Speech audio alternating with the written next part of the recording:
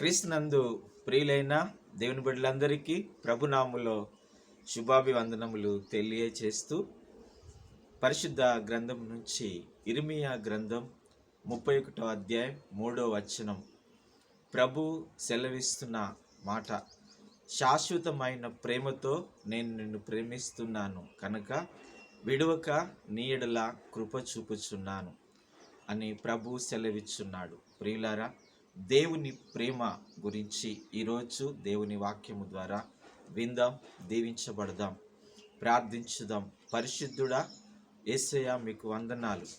మీ వాక్కులు మాకు వినిపించి మా ఆత్మీయ జీవితాలను ఫలింపచేయమని, మీ ప్రేమను మాలో కుమ్మరించుమని యేసయ్య నామములో ప్రార్థిస్తున్నాము తండ్రి, ఆమెన్.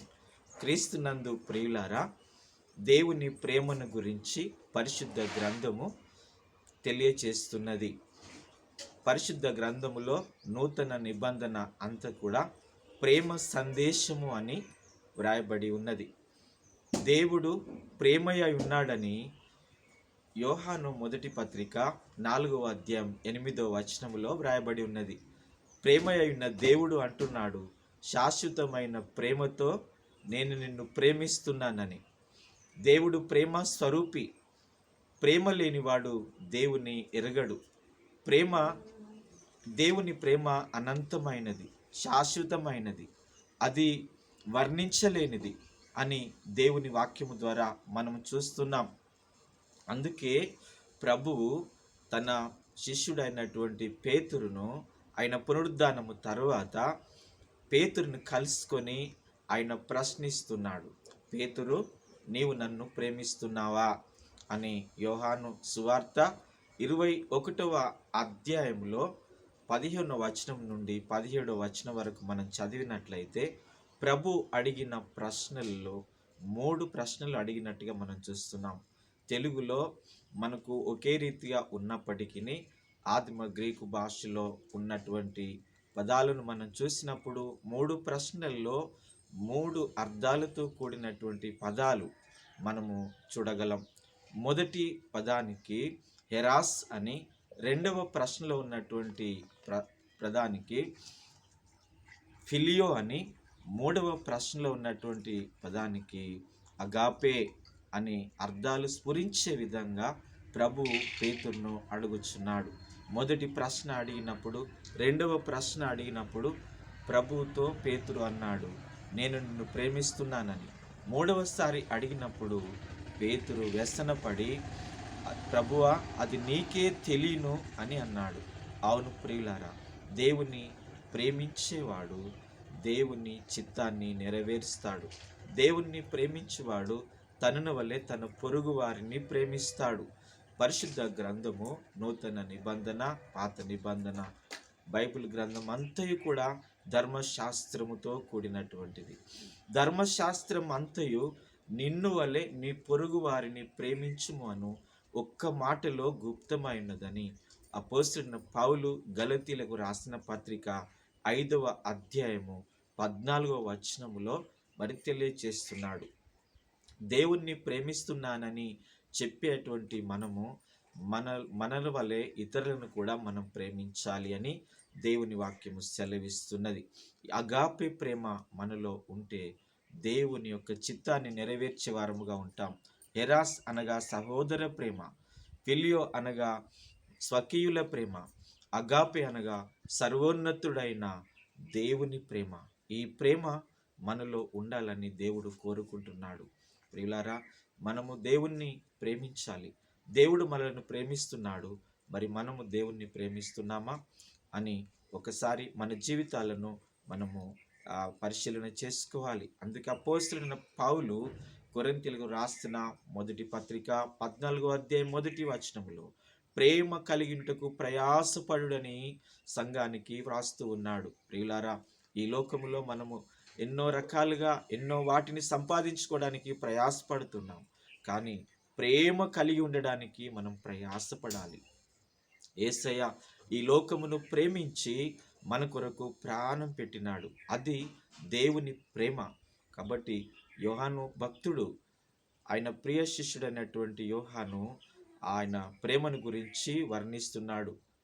యోహాను సువార్త 3:16 కాగా దేవుడు లోకమును ఎంతో ప్రేమించెను అని, ఆ ప్రేమ తన ప్రియ కుమారుడైన యేసు ప్రభుని లోకానికి వచ్చి ఆయన ప్రాణం పెట్టినంతగా ఆయన మనలను ప్రేమించినాడు. ఆ ప్రేమను మనము అర్థం చేసుకొని, ఆ ప్రేమను మన హృదయాల్లో ముద్రించుకొని, ఆ ప్రేమను మనం కలిగి ఉండి ఈ లోకములో ప్రేమ కలిగి జీవించుదాం. అపోస్తలుడైన పౌలు కొరింథీ సంఘానికి రాస్తూ అన్నాడు, ఈ భూమి మీద నిలిచినవి 3: విశ్వాసము, నిరీక్షణ, ప్రేమ. ఇందులో శ్రేష్టమైనది ప్రేమయే అని తెలియచేస్తున్నాడు. ఈ శ్రేష్టమైన ప్రేమ నీవు కలిగి ఉన్నావా? ఈ ప్రేమ కలిగి మనం జీవిస్తున్నామా? ఒకసారి మన జీవితాలు మనం పరిశీలన చేసుకోవాలి. ఆయన ప్రేమ అనంతమైనది. ఏబి మాసిలమణి అయ్యగారు ఆంధ్ర క్రైస్తవ కీర్తనలలో రాసినటువంటి ఒక పాటలో ప్రేమను గురించి ఆ వర్ణనాతీతమైనటువంటి పదజాలముతో ఆయన ప్రేమను వర్ణిస్తున్నాడు. 65వ కీర్తనలో మనం చూసినట్లయితే ఈ విధముగా ఆయన గానం చేస్తున్నాడు. సముద్రము సిరాతో నిండి ఆకాశమే కాగితమై కొమ్మలెల్లా కలంబులై ప్రతి నరుండు కరణమై దేవుని ప్రేమన్ చిత్రింపన్ సంద్రంబు ఇంకును ఆకాశ వ్యాప్తి అంతయు చాలక పోవును. దేవుని ప్రేమ సంపద అపారమైనది,